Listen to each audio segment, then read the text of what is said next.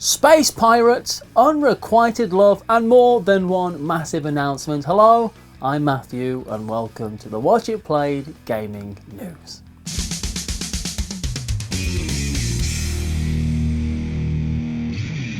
Up first is Starfinder Pirates of Skydock, which immediately sounds cool, doesn't it? It's coming from Gale Force 9, and if that Finder part of the name sounds familiar, then that's because Starfinder is the sci-fi spin-off world to Pathfinder, both of which have been hugely popular tabletop role-playing games, and I did fall down a bit of a history and lore of Pathfinder rabbit hole, but that's not important, because there's spaceships to hijack, people. In Starfinder Pirates of Skydock, players compete to successfully pull off one of the greatest heists of all time. I love heists. Players take turns moving around the newly procured ship to complete objectives using the specific set of skills that they have, while hoping to gain the support they need to be recognised as the new captain by the time it blasts off. The ship was just sitting there in Skydock, full of all the latest technology and security procedures. Don't worry, you're pirates. Everything will work out just fine. Just because you're all technically rivals working both for and against each other for victory, illegally, aboard a top-of-the-line stolen vessel, and all the sirens in the distance are getting closer, I'm sure the 2 to 4 of you will be able to come to some sort of agreement by August when Starfinder Pirates of Skydock releases. And this episode has been made possible in part by legendary 007 from Upper Deck. Attention agent, several perilous missions await you. But you're not alone on these operations. You'll be joining Britain's finest secret agent in legendary 007, a James Bond deck building game. That's right, as legendary 007 assigns you to 4 classic Bond movies: Goldfinger, The Man with the Golden Gun, GoldenEye, and Casino Royale. Plus, in the Spy Who Loved Me expansion, embark on an assignment with your Russian counterpart, as cunning as she is dangerous. Can you foil Operation Grand Slam, which isn't a plot to take over a Denny's restaurant, but Goldfinger's plot to contaminate the entire United States gold supply, which is stored in a Denny's in Utah? Do you have the steely nerve to win the high-stakes poker tournament at Casino Royale? The fate of the world is up to you. Defeat the evil masterminds as they lead powerful villains in an attempt to complete their schemes to gain power and world dominance. Follow the link in this video's description to find the legendary 007 James Bond deck building game core set and expansion at your friendly local game store and at upperdeckstore.com. Love Letter is having its 10th anniversary, but that's not all. It's getting a 2nd edition as well as some other goodies from Arclight Games.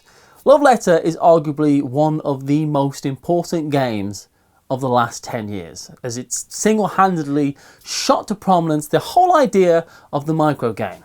For the first time I played Love Letter was actually a couple months ago on a bus with Chaz, and honestly, just don't trust him. Don't trust Chaz, that's all I'll say. Love Letter 2nd edition, which is coming in August, consists of 38 cards, the original 16 cards, 6 cards from later editions of Love Letter, and 16 new cards from scholars to servants, or to use to your best deceitful and Machiavellian ways to have either the princess or the highest card in your hand by the end of the game. Love Letter 10th Anniversary Edition gathers all the unique rules and extra components found in all the earlier versions of the game into one place, like some type of Master Edition. And this will be going to crowdfunding later this year, while in 2023 there's plans for something I found really quite intriguing, and that's Love Letter Stories, which is the tentative title for a game that tells us players will experience a different story-driven game each time they play.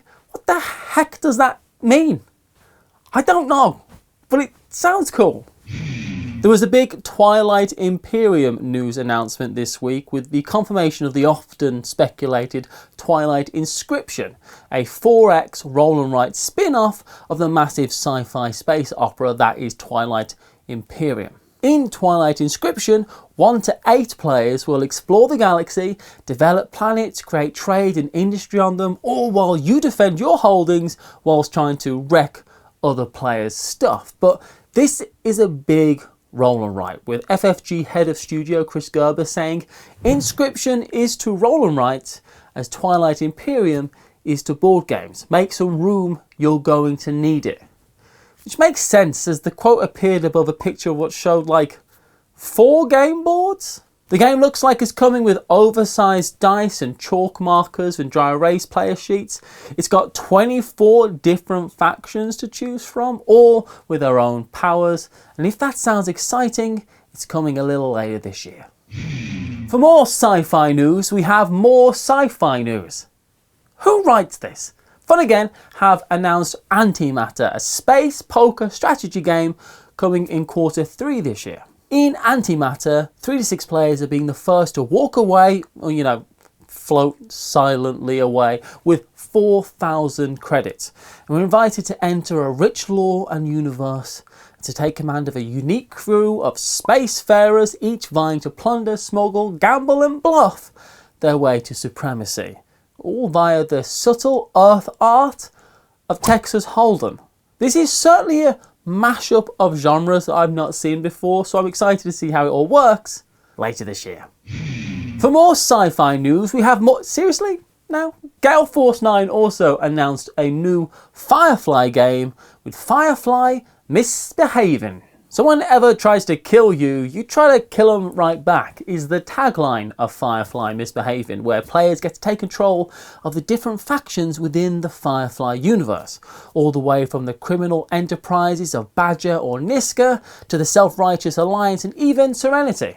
There may have only been 14 episodes, they did at least kinda hint at a lot of things going on in the background, didn't they?